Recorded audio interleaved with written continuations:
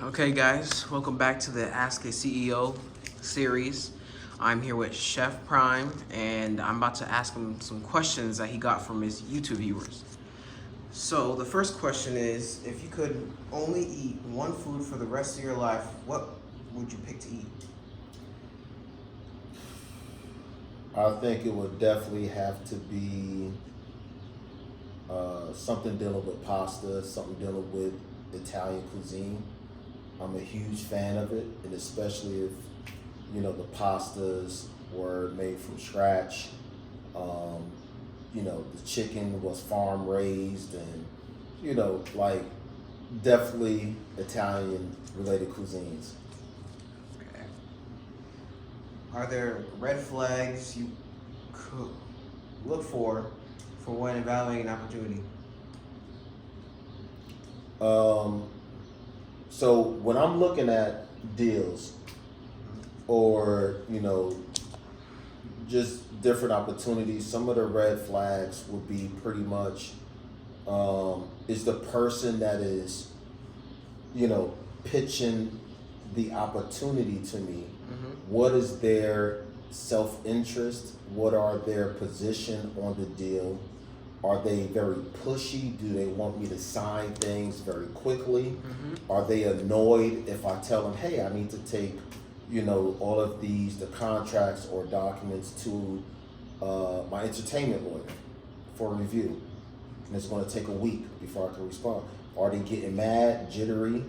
Any kind of signs that pretty much make me feel uncomfortable about doing a deal? Am I moving into some form of a trap? And I go off of like actual vibes too.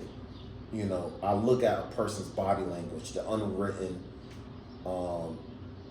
notes per se when it comes to facial gestures, body gestures, and stuff like that. Okay. Next question is, why do a lot of people in the food industry fail? Um, I is more than just piss poor planning. A lot of people get into the food service business because they have the money to do so, but they lack the most important thing, which is practical experience. And this is why you see a lot of people, start restaurants per se, and because they got the money to do so, but they fail rapidly because they don't understand all of the components that make a food business very successful. Flavor, customer service, a thought out menu. Does the menu really adhere to the equipment? Is your specific cuisine wanted in your particular neighborhood? So you got to be very thoughtful, and it is a science in your approach. Money is one aspect, but the execution of it, the full understanding and execution of running any kind of food service business, that's where most people lack. So picture this. You win the Academy Award equivalent for your industry. When you take the stage, who you think and for what? Well,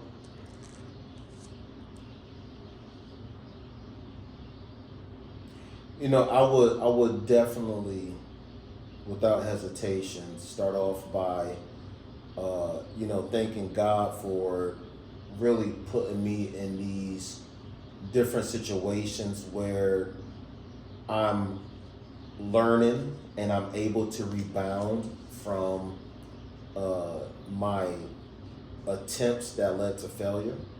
There's a great learning lesson in that. So I thank God for putting me in that situation where I could build my foundation off of stuff like that. I will thank my wife for being in my corner because, it's a very difficult thing or a lifestyle to be with a thoroughbred entrepreneur and a Scorpio at that.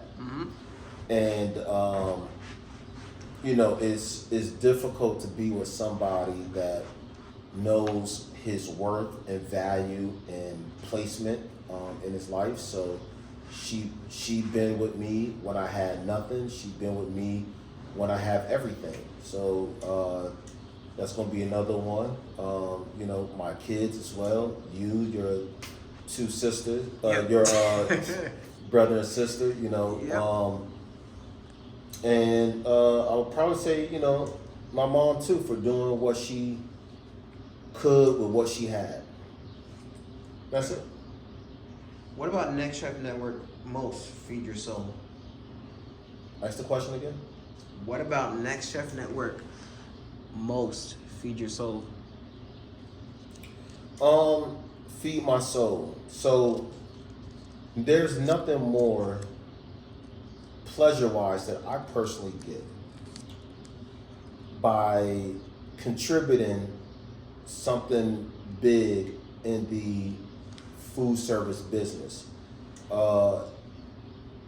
The sole reason why I created Next Chef Network as a hospitality production company is to tell the story of food service entrepreneurs that will never get a shot at Food Network, Cooking Channel, or in any other major broadcast channels.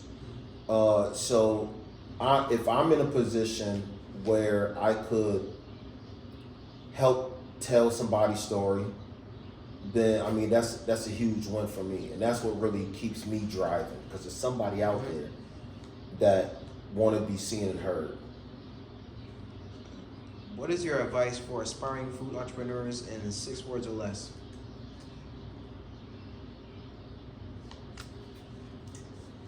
Innovate, Yep. innovate, Mm-hmm. innovate, Yep. focus, Mm-hmm. be determined, Yep. and have relentless drive. What are you gonna do next, Chef? Hold up. What are you going to do next with Next Chef Network? I'm really gaining a lot of traction on YouTube.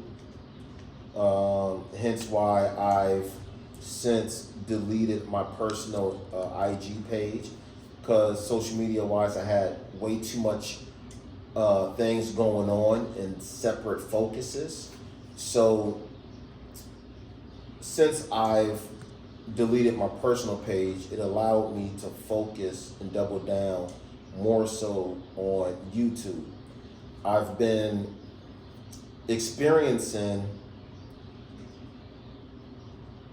with success, putting together different type of shows, like the history of, right, has this whole column of historical components to the hospitality industry. I'm gearing up, setting out different shows and stuff in the very near future that we're going to have a lot of fun with. But one of the biggest things that I'm going to be focusing on with Next Chef Network is actually getting a Here We Chef Again podcast, getting that underway. So it's going to be a collaborative effort of creating entertaining food related shows, to include the mixture of having special guests to come on to Here We Chef Again podcast. How do you cope with pressure? Just go through it. There's no magic pill with it. Everybody deals with pressure by different means. And the biggest thing that I do when it comes to pressure is I identify first, is this a positive pressure or is it a negative pressure? Meaning, is this pressure to perform that's going to catapult what I'm doing with Next Chef Network to the next level? Or is this pressure coming from, hey, if we don't do these type of videos, then we're finished? So that creates a different mindset that creates a different strategy. But for me, whether it's a positive or a negative, I just go through it. I attack it head on with the mindset that, I make pressure nervous. That's my mindset. What was your biggest YouTube hurdle you had to overcome? Oh my God. Look, figuring out that freaking algorithm, hands down, because there are so many different ways that I could have approached YouTube, and I didn't want to throw out too many trial and errors. I wanted to throw out a video and figure out, okay, how many views this is getting, how many likes this is getting, and then switch it up a little bit. Never losing myself in the process, because my approach to YouTube was from a business standpoint, from a production standpoint, right? So I had to figure out what that algorithm was. If I created this type of video, how are people receiving it, and is it getting larger numbers? And I figured out that at the time period where I started the channel, shorts was king. So I was getting, 1,005 or 1.5K, views and a handful of likes, 2,000-3,000. And then when I did the long form content at the time, it was 400 or 500 views. So I started to lean in more on the shorts, got millions and millions of views for my shorts, and now I'm trying to focus on the long form video. What is the 80-20 rule in entrepreneurship? Ooh, 80-20 rule, it's, to me, 80-20 would be 80% of your gains will actually breed like 20% success. So you gotta put in a lot more work just to gain a little bit of success in whatever it is that you're doing. And that's my interpretation of it. What are the 3 C's of entrepreneurship? The 3 C's of entrepreneurship? Mm-hmm. Oh man, I feel like I'm in school again.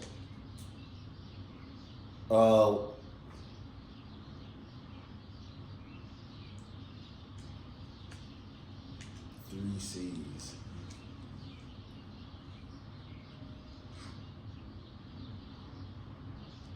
I don't know. That's a good question. I really don't know. It could mean anything. You know what I mean? I don't know.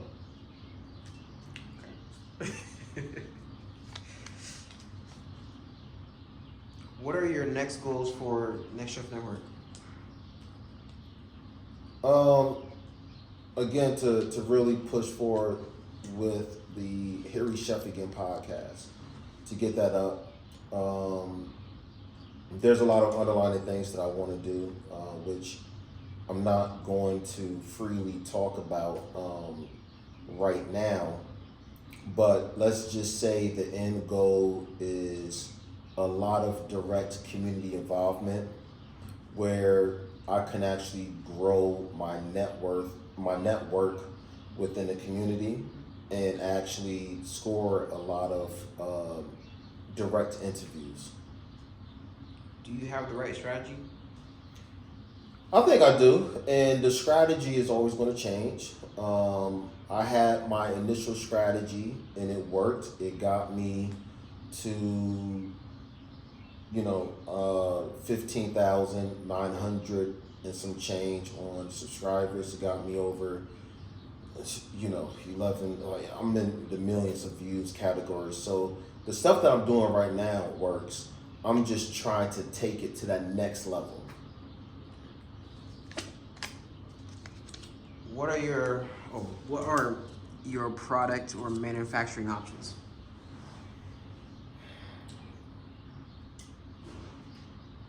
So the evolution of Next Chef Network will look like I have slowly growing apparel line, and that's more for like marketing opportunities and be able to capture sales at these different events and whatnot, and mostly give product away, again marketing to the people that I interview,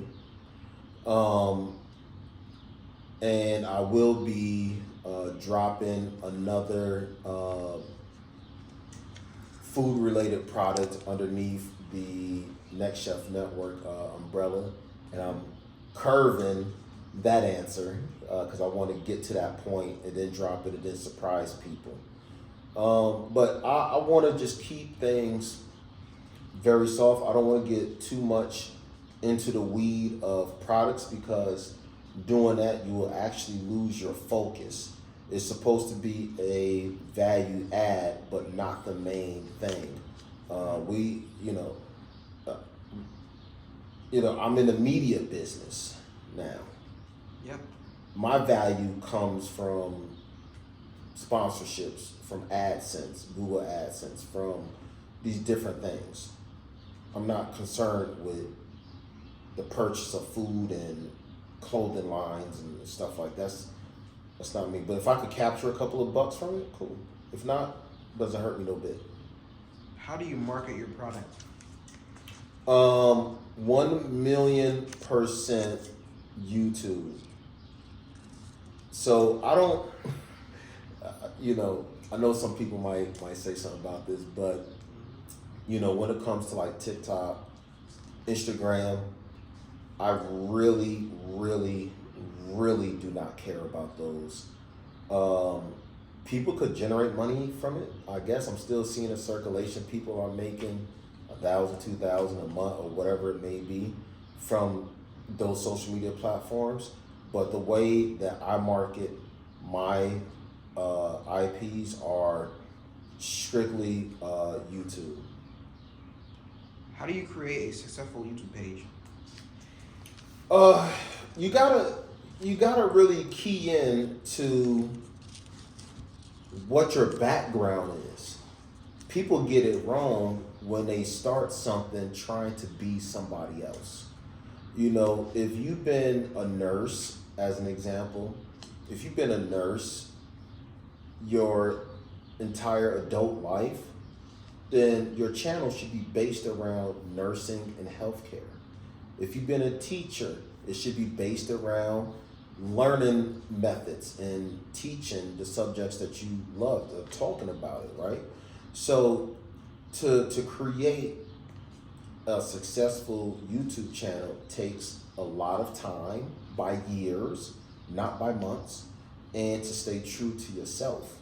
Whatever your background is, you should be doing stuff around that. Don't change the game. Lean into it. What does a successful YouTube page mean to you? Freedom, and most importantly, creative expression. And when I say that, I don't want people to get caught up in the allure of how much money you could be making off of YouTube channels, because there's a lot of people out there that talk about they make 100,000, 200,000-300,000 a month, and those are highly obtainable, but that shouldn't be your main focus. You should do your YouTube page because you love it,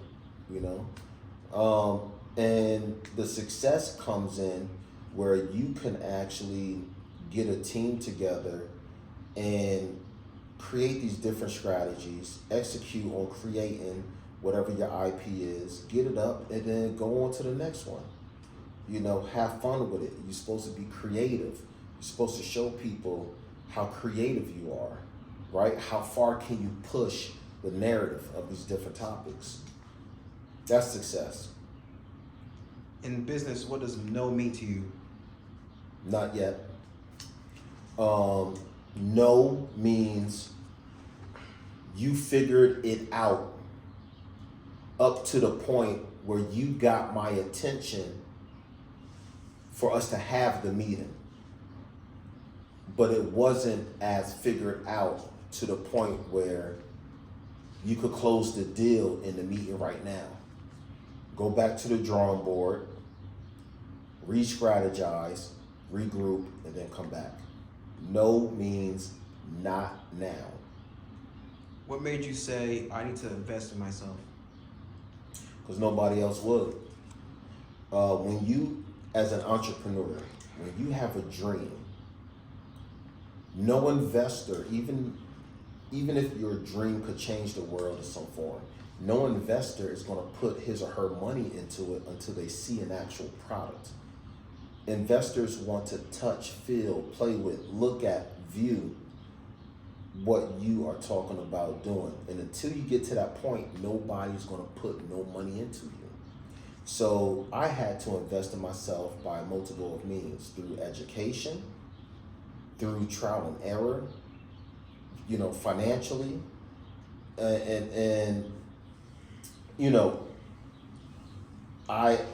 I had to bring my idea to the point where it's now realized.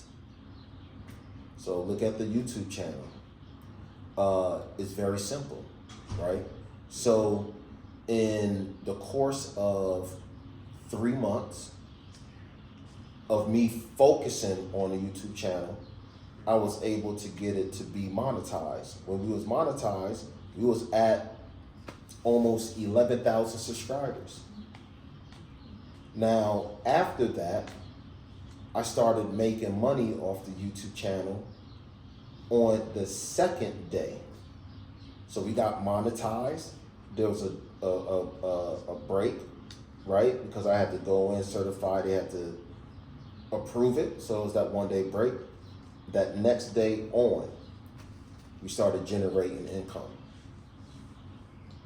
What type of self-talk do you have with yourself after you've taken an L? Self-talk after taking an L. Yes. Simply, it's part of the game. You don't know how valuable success is if you never took in a loss. And you can't put a number on your loss, if you want to call it that, because an L is a learning lesson. That's what L means. It's a learning lesson. So what I do when I tell myself, after I take L's, is pretty much, hey, look, it's part of the process. What did you learn in that process that you can move forward to that next thing that you want to start? What inspires you to pursue entrepreneurship? 100% legacy. I am really, really focused on creating something of value where I could pass it down, to my kids, where it may or may not eliminate, your financial burdens, but it's going to ease your life, where you can actually move with a lot more freedom based off of the breakthroughs, the setbacks, the hardships that I had to endure. So if at the end of the rainbow that, Next Chef Network is one of those YouTube channels where we're making 200,000-300,000 a month or whatever that may look like, or even more, with other investment strategies to lock in that newfound wealth, if I could build this thing to where y'all can have a much more easier life, then I've done my job as a father, as an entrepreneur, and as a husband. I've done my job, and that's the only thing that matters, legacy. Because when they see Next Chef Network, they're going to see Chef Prime, they're going to see LaQuincy Gilmore, they're going to see y'all, they're going to see your mother. That's what it's all about.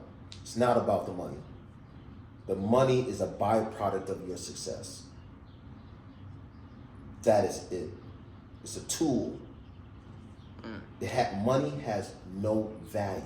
Yep. But the value that you placed on it. And it's a tool to be used to get you to the next level or to get you to where you want. Nothing more, nothing less.